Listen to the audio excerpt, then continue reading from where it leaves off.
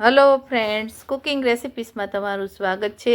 આજે આપણે બનાવીશું, રસોઈ નથી બનાવવાની પણ આપણે કેરીનો રસ કઈ રીતે કાઢવો એ આપણે તમને 3 ટ્રીક સાથે બતાવીશ।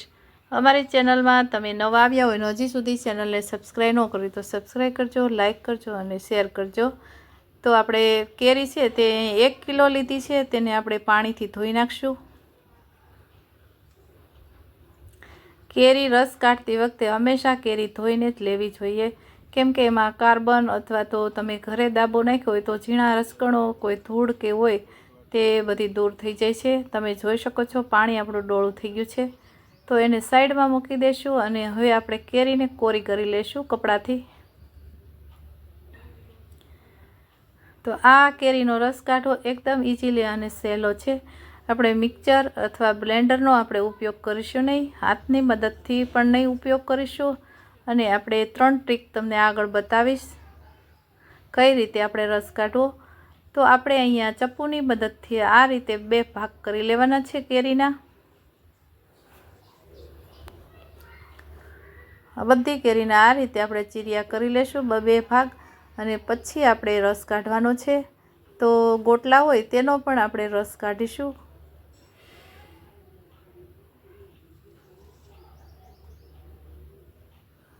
તો કેરી તમારી એકદમ પાકલ અને સરસ હોવી જોઈએ, તો રસ પણ એટલો સારો એવો નીકળે છે। અત્યારે કેરીની સિઝન છે એટલે કેરીનો રસ કાઢીશું આપણે।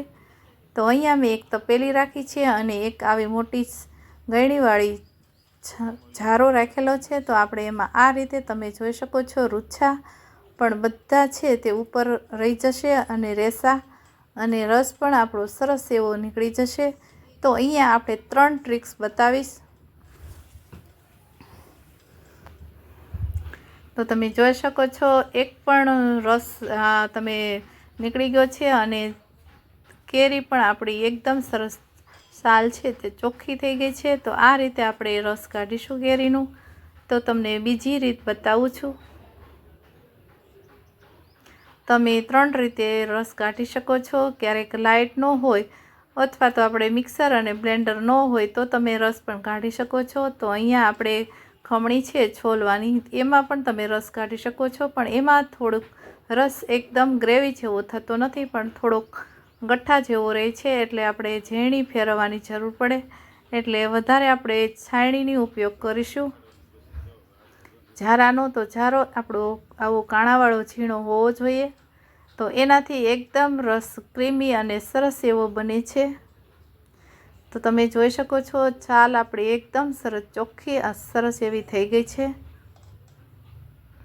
તો આ રીતે આપણે બધો રસ કાઢીશું। અને હવે ત્રીજી ટ્રીક આપણે આવો ઘઉં છાળવાનો અથવા તો બાજરી છાળવાનો સાયણો હોય એમાં આ રીતે આપણે કેરીની છાલને ઉપરથી ઊંધો રાખી અને આ રીતે આપણો ભાગ કરેલો છે કટિંગ કરેલું, તેને આપણે ઊંધો રાખી અને છોલીશું।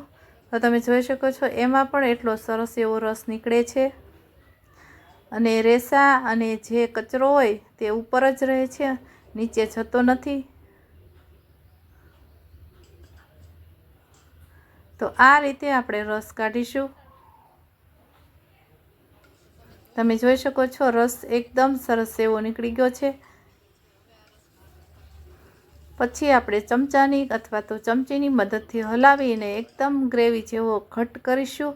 તો આપણે ચાલો બધો રસ છે તેને આ ગળણી છે જારો એમાં આપણે કાઢી લેશું, અને ગોટલા હોય તેને આ રીતે આપણે ઘસીશું, એટલે ગોટલાનો પણ બધો રસ છે તે નીકળી જશે અને ગોટલા એકદમ સરસ એવા ડ્રાય થઈ જશે।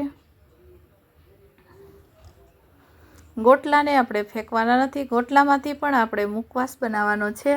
તો ગોટલા પણ આપણે સંગ્રહ કરીશું અને તડકે સૂકવી દેવાના છે।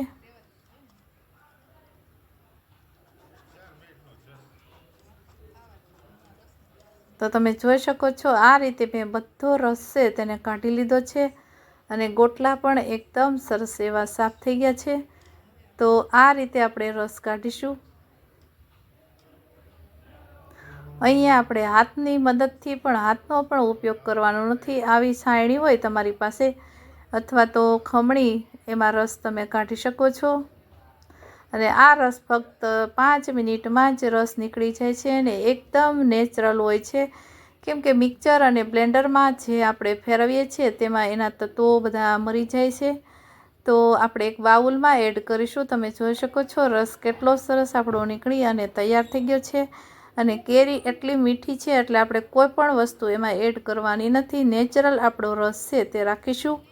અને આ રસ એકદમ ટેસ્ટી અને સારો એવો બન્યો છે. તમે જોતાં જ ખાવાનું મન થાય એટલો સરસ આપણો રસ કાઢી અને બાઉલમાં એડ કરીશું.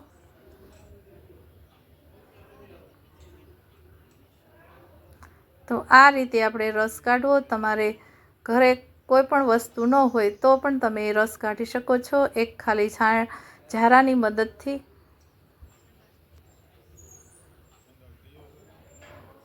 તો આપણો રસ બની અને રેડી થઈ ગયો છે નીકળીને. તો અમારી રેસીપી સારી લાગી હોય તો વિડીયોને લાઇક કરજો, શેર કરજો અને અમારી ચેનલને સબસ્ક્રાઈબ કરવાનું ભૂલશો નહીં. બાજુમાં આપેલી ઘંટી દબાવશો એટલે નવી રેસીપીના નોટિફિકેશન તમને દરરોજ જોવા મળશે. Thank you for watching.